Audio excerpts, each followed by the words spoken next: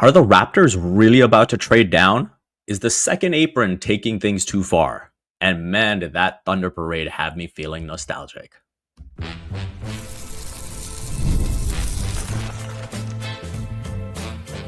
You are Locked On Raptors, your daily Toronto Raptors podcast, part of the Locked On Podcast Network. Your team every day. It's your favorite part of the day. Thanks for making Locked On Raptors your first listen every day. I'm Vivek Jacob. I've been covering the Toronto Raptors for 8 seasons across several outlets. You can follow Locked On Raptors on X, Instagram, and YouTube, and be sure to check out the Locked On Raptors Discord, where you can talk all things basketball, but especially the Raptors. It is Wednesday, June the 25th, and I am joined by a special guest. If you aren't watching theScore's YouTube channel, you're missing out. If you're not keeping up with his written work, then I got to ask if you're even an NBA fan.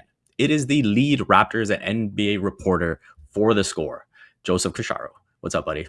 What's going on, V? Happy to be here, man. Excited. It's draft day. It's like one of the many Christmases on the NBA calendar. Draft day, first day of free agency, season opener, all those days. Yeah. Do you have like a set routine in terms of your draft prep? It's very dependent, I think, on kind of like, so, last season and probably next season too, I am doing a little more Raptors work in addition to my NBA league-wide work. And so, it's obviously very dependent on the kind of season the Raptors had and also like where they are in their competitive cycle. With them having a top 10 pick and, the way this draft is, I'd say I started my draft prep a little earlier this year. But usually, I'm not going to lie to you, just because I'm so consumed with the NBA, usually my draft prep starts the week of the draft, other than like maybe the big names. This year, it started a few weeks ago, so definitely feel a little more prepared this year. Yeah. I think same thing. We're so used to kind of that We the North era where you maybe not looking at a top pick. And so now the last few years, it's been a little extra work. And so speaking of that extra work, we, had a couple of episodes on here where we kind of broke down who the best prospects are at number 9. But looking at the rumors, the reports, there is a decent chance that the Raptors do trade down. And if you're looking at the options to trade down, you might be looking at the Thunder, who have the 15th and the 24th pick. You might be looking at the Nets, who seem to have, pretty much, I believe now it's 1/6 of the first round, because they've got the 8th pick, but now they've also got the 19th, the 22nd, the 26th, and the 27th. After that trade in the Porzingis deal, the Hawks initially had a pair of first round picks, but they gave that up in this Porzingis deal. So they've just got the 13th. And so I just wanted to look at the options kind of in that 15 to 20 range if the Raptors do end up there. And we're looking at, the Thomas Sorbers, the Cedric Cowards, Joe Berenger. Do you have, maybe like a top 3 that you're looking at in that range? Okay, so the first one is kind of a cop-out because you might have talked about him already, and it's a guy that I actually think could be like a top 5 overall player in the draft. No one has him going that high.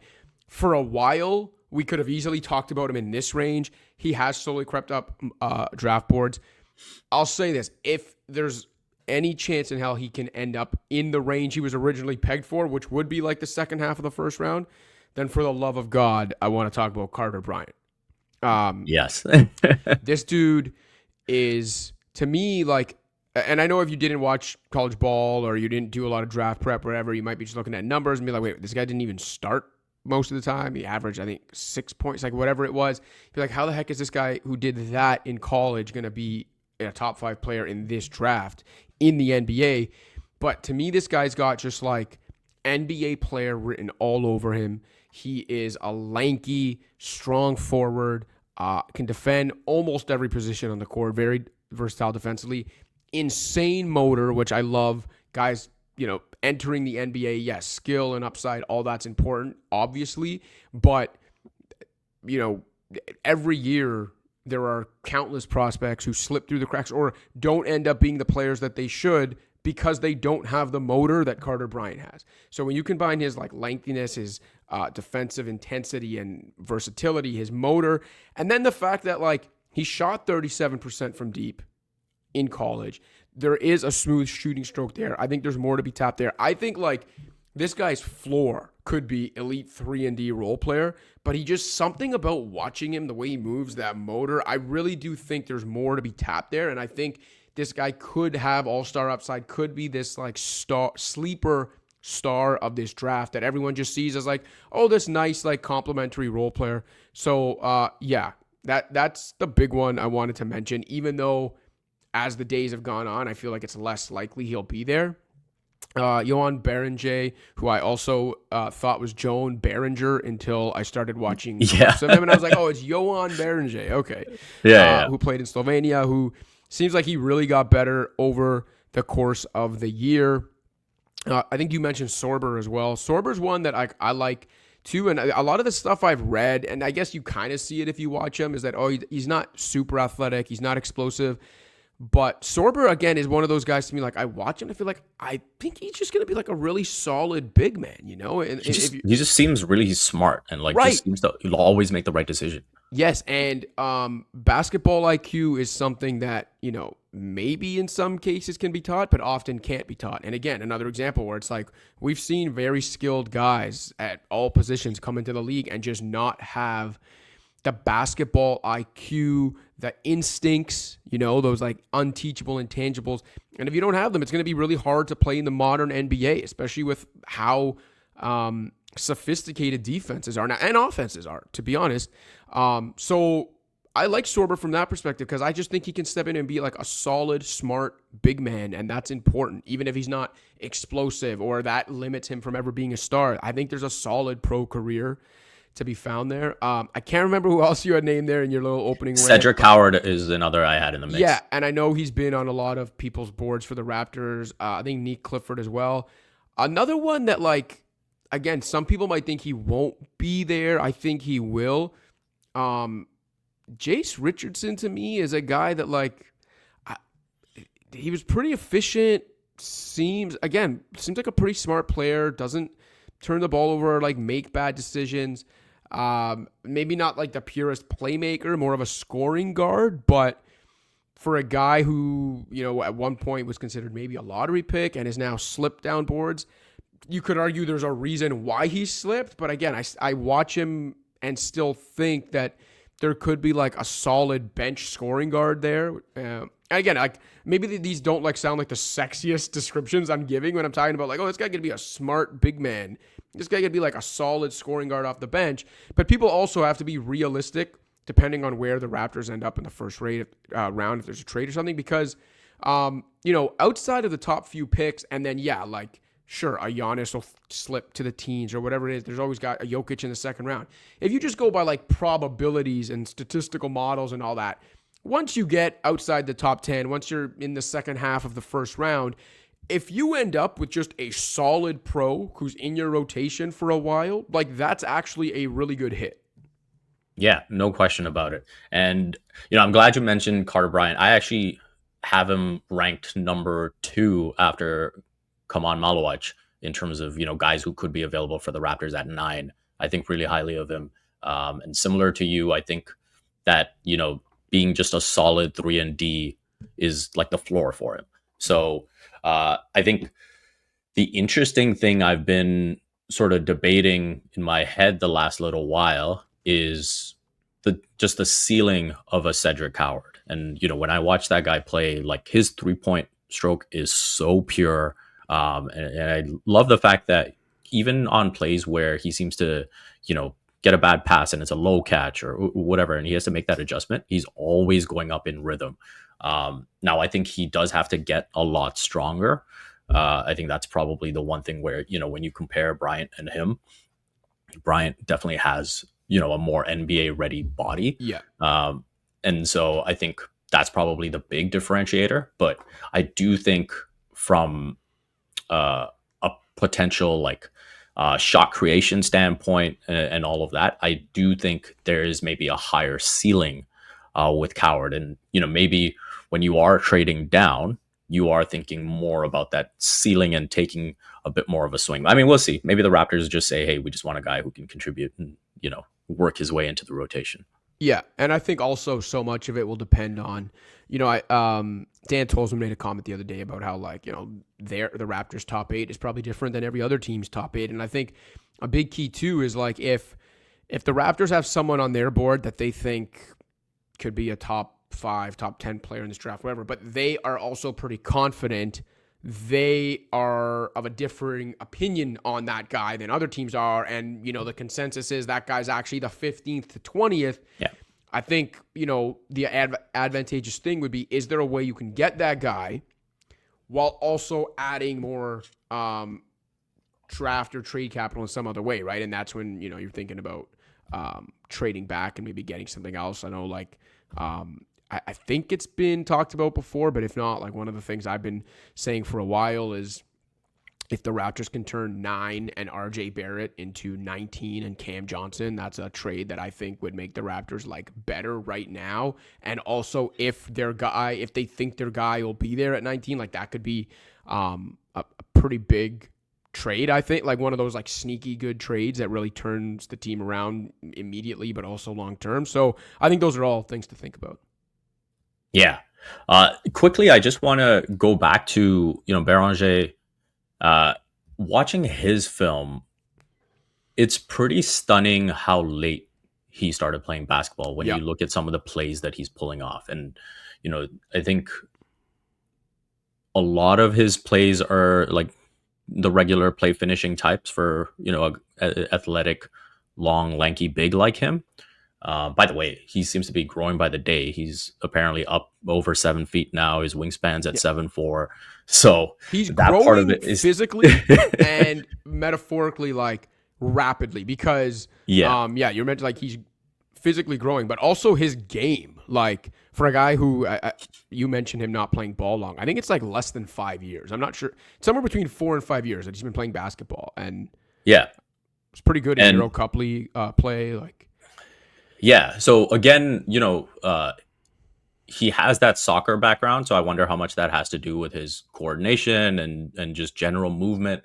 But there's been a couple of plays that I've seen where, now one of the things that's become more popular in the NBA is kind of that slow Euro step where you hang on the 1 foot. And he did that a couple of times, which is outrageous for a 7-footer. And I was like, if he's already picking up stuff like that, that's pretty different for a kid and for someone who's so new to the game. 100%. And also the clips I watched, and again, I know it's it's not just Europe, it's a lower level of Europe.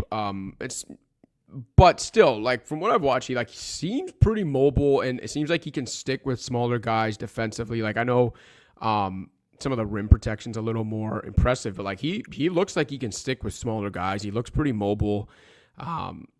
To be the size he now is and have that mobility and versatility can help him right away in the NBA. I do wonder if they were to land a guy like that, if they trade back, or who knows, maybe second round pick, whatever, a guy in that mold. I do wonder how much we would see him next season versus how much it would be a G League thing and a long-term development, which again, I'd be fine with. If they think that guy's the best player available at that pick and it's a long-term play, that's fine. But I would be curious, a guy like Béranger, or I don't know, would he stay in Europe another year? Those are all things I'd be really interested in when it comes to Béranger. Coming up next, how much does the tax have to do with the Raptors possibly looking to trade down? If you're running a business, you know that every missed call is money left on the table. Think about the last time you had an urgent need, maybe for a plumber or a service provider. If the first person didn't answer, did you wait? Probably not. You moved on. That's why you need OpenPhone. OpenPhone is the #1 business phone system built to streamline and scale your customer communications, all from an app on your phone or computer. There's an AI agent that handles after-hour calls, answers common questions, and captures leads, so you never miss a customer. OpenPhone is offering my listeners 20% off your first 6 months at openphone.com/LockedOnNBA. That's OpenPhone.com/LockedOnNBA. And if you have existing numbers with another service, OpenPhone will port them over at no extra charge. OpenPhone, no missed calls, no missed customers.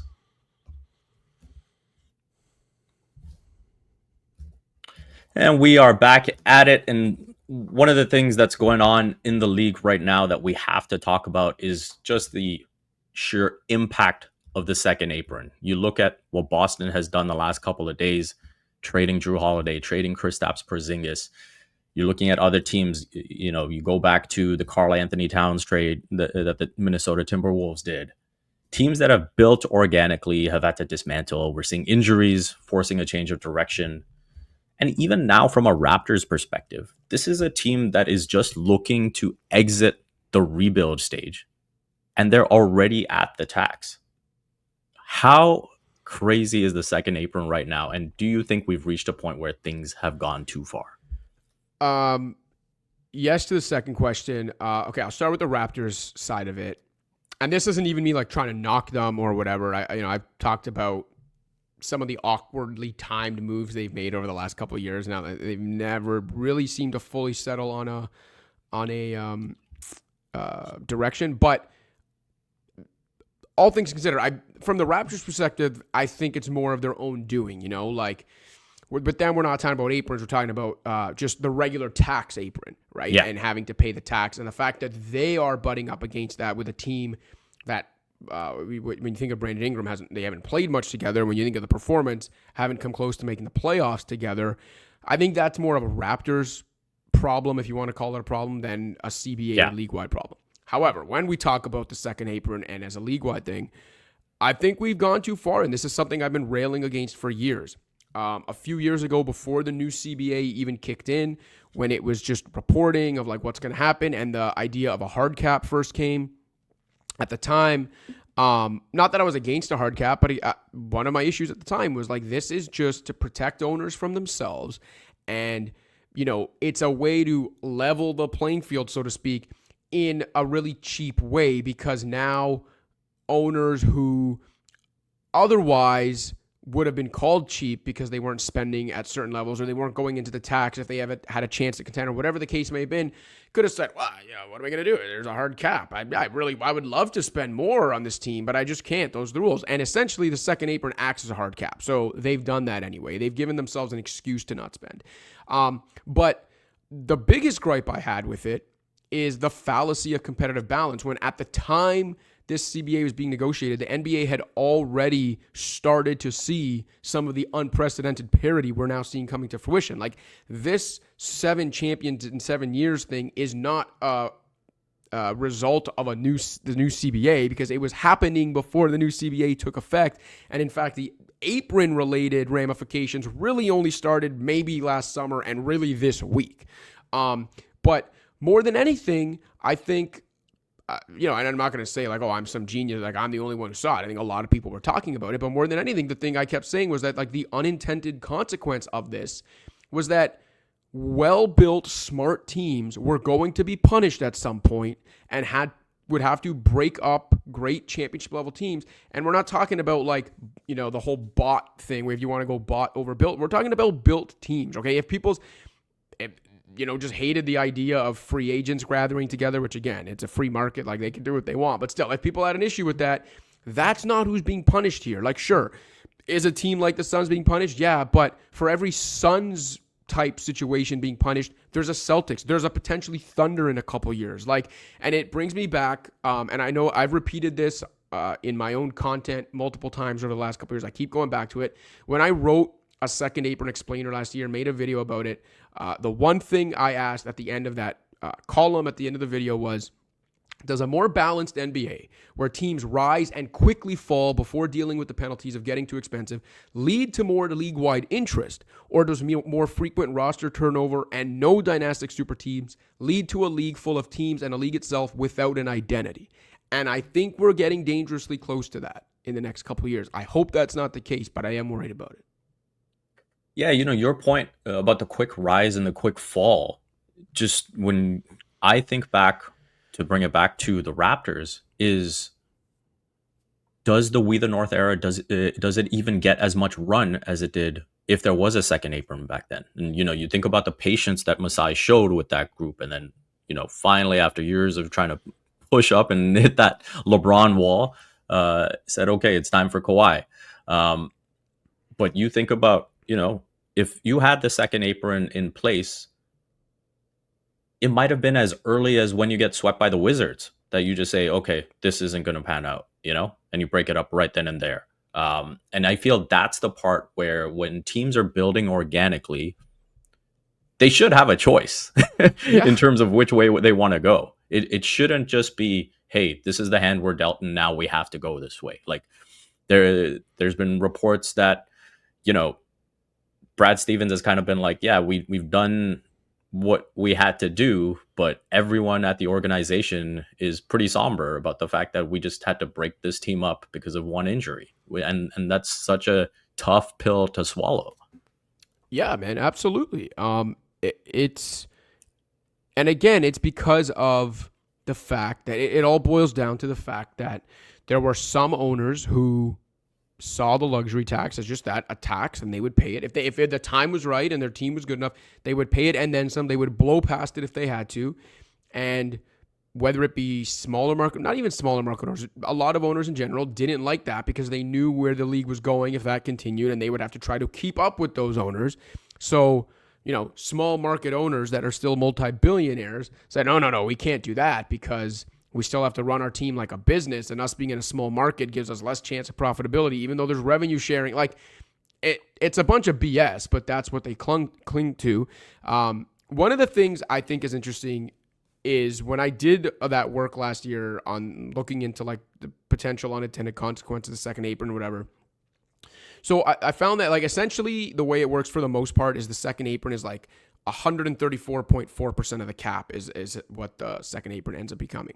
And when I had done research into like looking at how many teams actually spend that much over, history, what I found was that for the longest time, it was like an average of about 2.2 teams per year spent that much above the cap, right into the tax.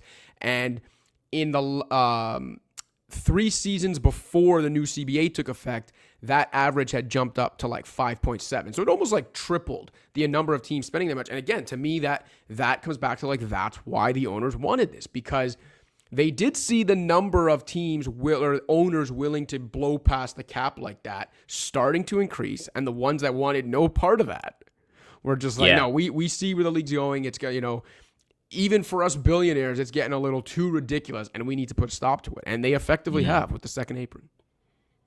And that's where I think you have to like dot your I's and cross your T's even further. And so even when it comes to rookie contracts, I feel like part of why so many teams wanted to kind of duck the top pick last year was because they were saying, hey, we're not getting actual like first overall pick value for this player. And I think that trickles down. And so, even with some of this trade down stuff for the Raptors right now, maybe they feel like, oh, you know what? If our guy is gone before 9, maybe we're not getting the value we should at that position, and we're better off sliding down. I think that's a great point, and I think all that stuff has to be taken into account now, especially because, the guys who become like stars, like superstars, their value is obviously always immense. But in terms of like surplus value compared to their contract, the rookie scale period is when they really delay, by year 2, year 3, year 4, when they're starting to become all-stars, whatever it is, and still getting, whatever the percent of the cap is when you're on your rookie scale deal at that slot, even if you're the number 1 pick, like that's where the surplus value is, right? And I think that's a great point about last year when you knew you weren't going to get it, or maybe this year if the Raptors don't think that value's coming at 9.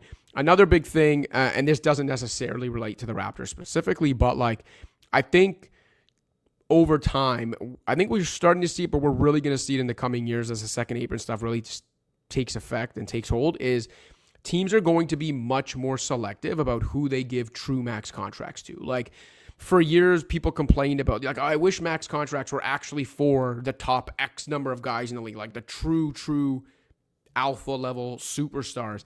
Maybe we'll never get to that point, but I think we're going to get closer to it because teams are going to think twice about like giving that solid franchise star who's like the best player on a 40-win team, right? Like if he's your best player, you're probably a 500 first round out.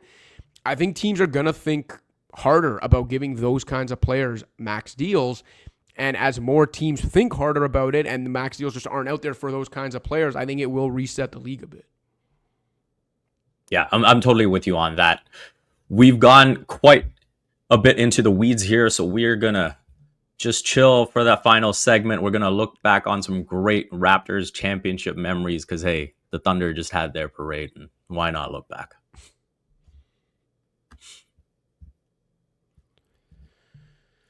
There's nothing like stepping into your own outdoor space and feeling like you've escaped to a personal oasis. If you're wanting to update your patio this season, WayFair has made it so easy to turn into a space that feels like yours. Comfortable, stylish, and ready for summer. WayFair has everything you need to level up your outdoor space. Conversation sets, outdoor bars, fire pits, hot tubs, gazebos, and yes, even the perfect string lights to set the vibe. It's like you're giving your backyard that resort feel without the resort price tag.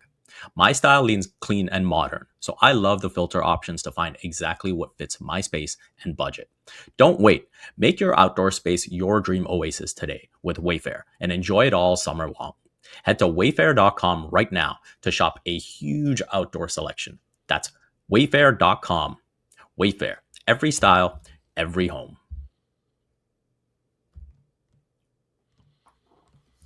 All right, Cash, we're back to wrap it up. Like I said, we're going to keep it light for this final segment. I mean, I will say this is probably the most I've watched of another parade in a little while, and probably owing to, Shai Gilgeous-Alexander and Luguentz Dort and just wanting to see their celebration and what a big moment it was for Canada and not just Oklahoma City. To start off, I just want to get your thoughts on what you saw from their parade and, just how cool it was to see Shai with the Canada flag draped around him and he's walking around with the title and getting these MVP chants. And again, just a super cool moment for Canada. Yeah, watching Shai with the flag draped around him was really cool and just, really kind of letting it sink in that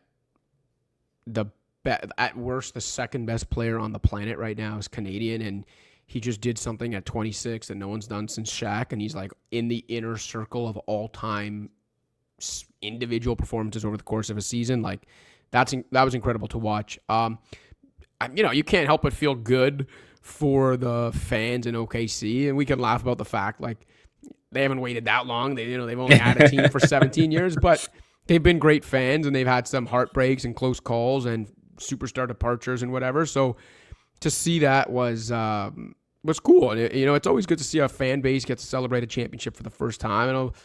I saw some people like kind of clowning because it's a smaller market, so even some of the overhead shots, there's like you see a lot of like road and space and maybe not as much people, but we can't like be nitpicking here. Like it's a smaller market. The parade looked great. It looked like for that market size, it looked like a ton of people showed up, and I'm not surprised by that.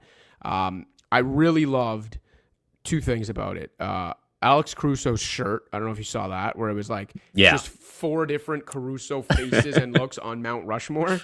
Yeah. And then Aaron Wiggins' speech, where he like mentions how 4 years ago OKC was considered the black hole of the league, and like look at them now. So yeah, I thought it was a great parade, man. Yeah. One thing I thought that was interesting that they did was they had the speeches like in arena before they actually went out. Dude, it was like 9 a.m. or something. It was like 9 or 10 in the morning. Yeah. And, I think back to the Raptors parade and how long that parade route ended up being, and the people waiting at Nathan Phillips just to see them. Including me, who was in like the little media pit at Nathan Phillips Square. Yeah. So for me, I wasn't, I had to write a story for Yahoo that day. But I didn't have a specific deadline. So I actually went to OVO and then I walked along with the bus because you could just walk along with the bus because that's how slow it was moving. Yeah. And I walked pretty much down to like Spadina and Lakeshore. And then just watched the rest of the parade, like with my buddies, like the speeches and everything. And obviously, Kawhi finishes it off with that amazing moment. What were your memories of the parade? Well, first of all, I think OKC messed up because by doing it in the morning, you don't allow for any drunken speeches. And I think that was probably part of the plan, but I think I like the drunken speeches. Let's hear more. I think when you mentioned like walking from OVO, it immediately triggered what was one of my favorite memories. And it wasn't one I saw live because, again, I was waiting at Nathan Phillips Square in the media pit. But my favorite image of the parade, like it wasn't the fans reflected in Kawhi's glasses, despite how amazing of a photo that is. It wasn't Kyle's reflection off Larry O.B., even though, again, fantastic photograph. For me, it was the shot of the bus first getting through that kind of X grounds area, coming out of the OVO center area, under the Princess Gates, into like an iconic landmark in Toronto. The bus coming through, the scene of that with the crowd completely enveloping them, and just the way, I don't know, something about that. Like, as someone who's like so proud to be from the city, a proud Torontonian, obviously a diehard sports fan, where the Raptors rank in my fan, like all of that, to see this image of this beautiful Toronto landmark and like that championship bus and the players coming through that with the fans around them, still gives me goosebumps every time I see it. So it wasn't necessarily like a moment as much as it was an image, but that's the one for me that sticks out. If we're talking moments, I think Marc Gasol getting absolutely trashed, and was it Eric Moreland? Eric Moreland, the real MVP. Saved his life, saved the Raptors 2019-20 defense by saving Marc Gasol's life at the 2019 parade. Those were obviously highlights of that day. Yeah, so I later did a story on Marc Gasol for Complex, and I talked to him about the parade. And I was asking him about how drunk he was, and he just completely played it off. He was like, "Oh, I'm a big boy. I'm 7 feet. I can handle my beers." Which I'm sure he can. But when you have like 50 of them, and you chug down a bottle of wine, Marc Gasol trying to come off like Andre the Giant. I don't know if you've ever seen any of like the famous stories of like wrestlers talking about Andre the Giant, and it's like it sounds like mythical. How like that's basically what Marc Gasol thinks he is. Yeah. So to wrap it up here, if the 2025 Thunder played against the 2019 Raptors, how do you think that plays out? I think it's an incredible series. I think we might have a game in that series where the winning team scores less than 80 points because the Thunder, statistically, have been the best defense relative to league average of the 2020s and one of the best ever. And we know that what that Raptors defense became after trading for Marc Gasol, after that team got a chance to gel, what they were in the playoffs was as good as any defense I've seen, in the modern era. So those two defenses, first of all, would be phenomenal to watch. And it would be games played in the mud offensively.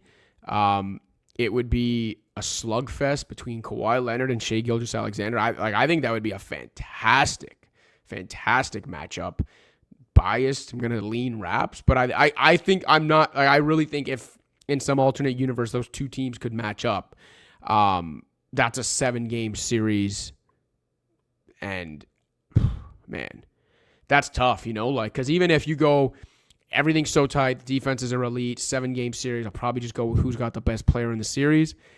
I think there's OKC fans would say, well, that's us because we've got Shai Gilgeous-Alexander, 2024-25 Shai, and he just did what no one since Shaq has done.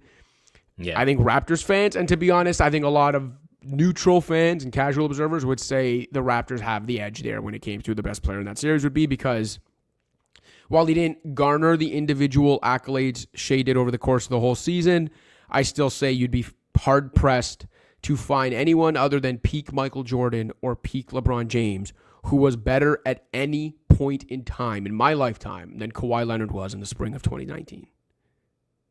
I agree with you there. I think the Raptors, I give them the edge mainly because of the experience factor. I think, you look at Marc Gasol and Kawhi and Danny Green, obviously. Like, I just think that experience factor would have held them through. And when I look at this Thunder run, it's like they had moments where because they were so good, the inexperience didn't cost them a series.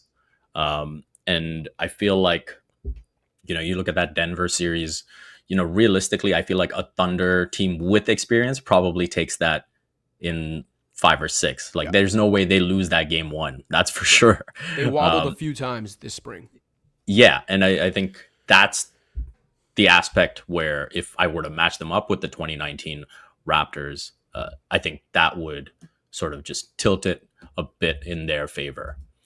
Now, if you want to carry on this discussion, head on over to the Locked On Raptors Discord. The link is in the description. Cash, let the people know where they can find your work. As always, they can find my work on the SKORE app. I'm assuming people have it. If not, you're living under a rock. Make sure you're reading all my, especially right now. I'll have something on kind of what the Raptors did over the 2 draft days. I'll probably have something about what happened league wide after the draft. I'll definitely have some live analysis on free agency, June 30th, July 1st next week. And always make sure you are subscribed to and watching all my videos at theScore's YouTube. I host a weekly studio show. Vivek has been a guest on that numerous times, and I've got my Friday series Unfiltered, where it's kind of like a 5-minute take of the week where I'm ranting about something. This week it's on the KD trade, so that's where people can find my work. No, you are an elite rant giver. Like, appreciate you, man. Appreciate you. Appreciate you. Thank you for making Locked On Raptors your first listen today. For your second listen, check out the 2025 Locked On NBA Mock Draft, a 5-episode series with the most comprehensive NBA draft analysis from NBA experts to college experts to NBA draft experts. Find the 2025 Locked On NBA Mock Draft on NBA Big Board and Locked On NBA on YouTube or wherever you listen to podcasts.